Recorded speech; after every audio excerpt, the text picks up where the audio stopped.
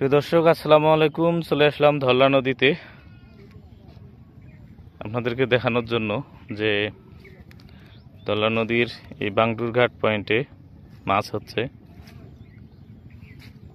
ধল্লা নদীতে মাছ মারা যে কত কঠিন সেটা এখানে না আসলে বোঝার কোনো উপায় নেই।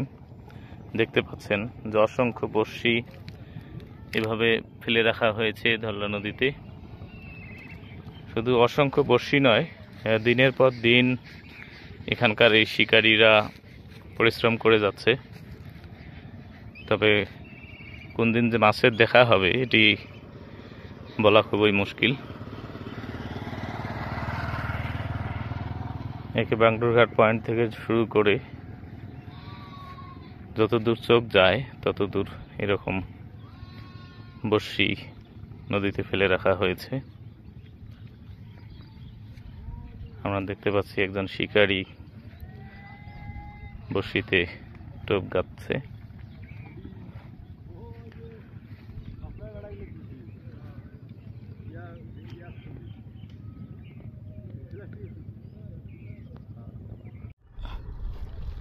দর্শক, মোটামুটি ভালো সাইজের একটা কাতল দেখতে পাচ্ছেন, প্রায় 4-5 কেজি হবে।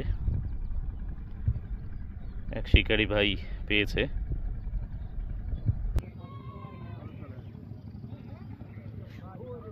অসংখ্য বড়শি এভাবে ফেলে রাখা হয়েছে। দিন রাত পরিশ্রম করছে শিকারী ভাইরা।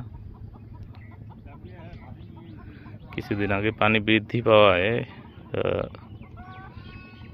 কিছুটা হলেও ঝামেলা হচ্ছে মাছ ধরতে।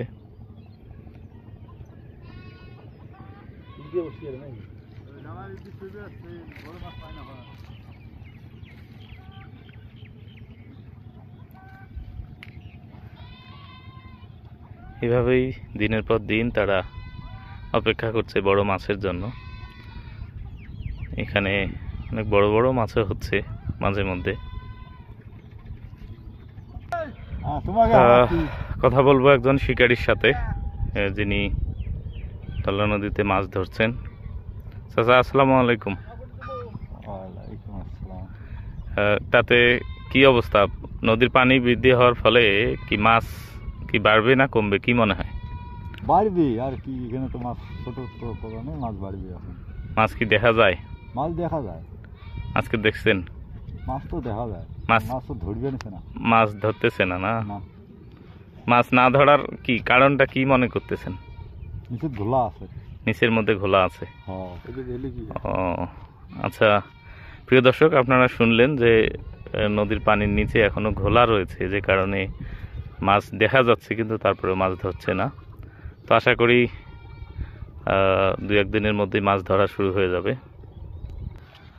আমরা দেখছি যে একজন শিকারী এই মুহূর্তে ছিপ থ্রো করলেন।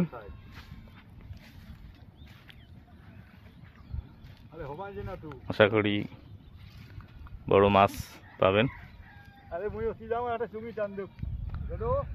ভাই, কি অবস্থা মাছের? মাছ বর্তমান পানি ঘোলা তো। ও, পানি ঘোলা। মাছ দেখা যায়? মাছ দেখা যায়, কিন্তু পানি ঘোলার কারণে মাছ বড়শিতে হিট হচ্ছে না। তবে পানিটা একটু পরিষ্কার হলে আশা করা যায় মাছ অবশ্যই হিট হবে। আমার ভাগ্নে একটা এই যে বড়শি ঢেল দিল। ওয়াও! অবশ্য কালকে মাছ পেয়েছে আমাদের একজন দক্ষ শিকারী নুরজামাল ভাই। অনেক পরিশ্রম করে মাছ মারার জন্য। দেখা যাক কি হয়। যাই হোক, পানি পরিষ্কার হওয়ার অপেক্ষায় শিকারীরা রয়েছে, আমরাও আছি। পরবর্তী আপডেট আপনাদেরকে জানাবো। সে পর্যন্ত সবাই ভালো থাকবেন। আসসালামু আলাইকুম।